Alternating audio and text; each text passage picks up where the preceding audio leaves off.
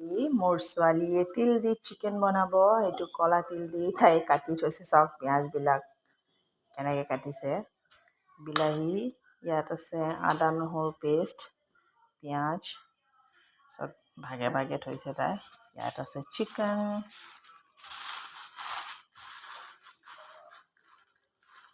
পেকেটটো খুলি দিয়াচোন।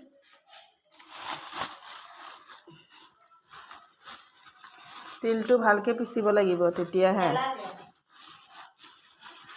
নালাগে, ভালকৈ পিচিলেহে ধুনীয়া হ'ব। গুড়া কৰিব লাগিব তিলখিনি। ইয়াত আছে চিকেন। আজি মোৰ ছোৱালীয়ে ৰান্ধিব বোলে। মই কৈছোঁ ৰান্ধা। এতিয়া চিকেনখিনি ধুব লাগিব। প্ৰিপেৰেশ্যন কৰি আছে তাই।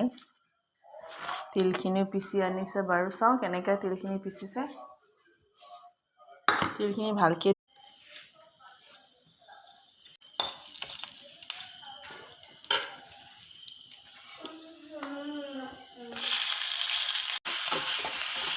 দিয়া হ'ল। আদা নহৰু পেষ্ট লগতে পিঁয়াজ কম তেল দি বনাইছোঁ, কিয়নো মাংসত বহুত তেল ওলায়, সেইটো চাব পাৰে।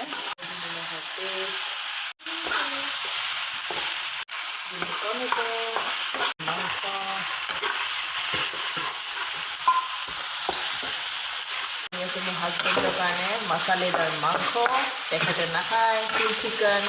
এয়েদি ৰান্ধনি এজনী বনাই আছে বাপেকৰ কাৰণে, আকৌ স্ত্ৰী বনাই আছে আমাৰ কাৰণে। চাব পাৰে ইয়াত মছালেদাৰ চিকেন আৰু তাত কম মছালেদাৰ চিকেন। তাত তিল চিকেন এণ্ড মছালেদাৰ চিকেন।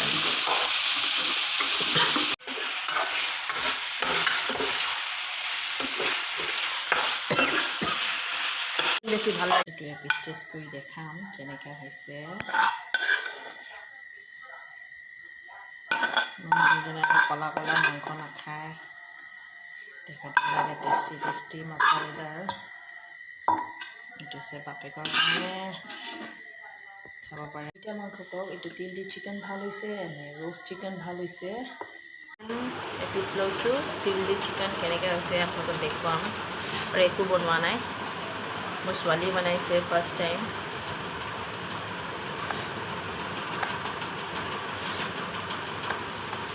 পিচটো ক'লা হৈ গৈছে পূৰা মাংস।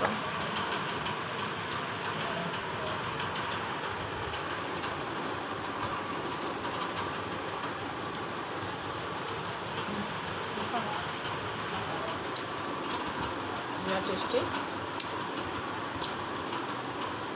ক'লা ক'লা, কিন্তু খাই বহুত টেষ্টি হৈছে।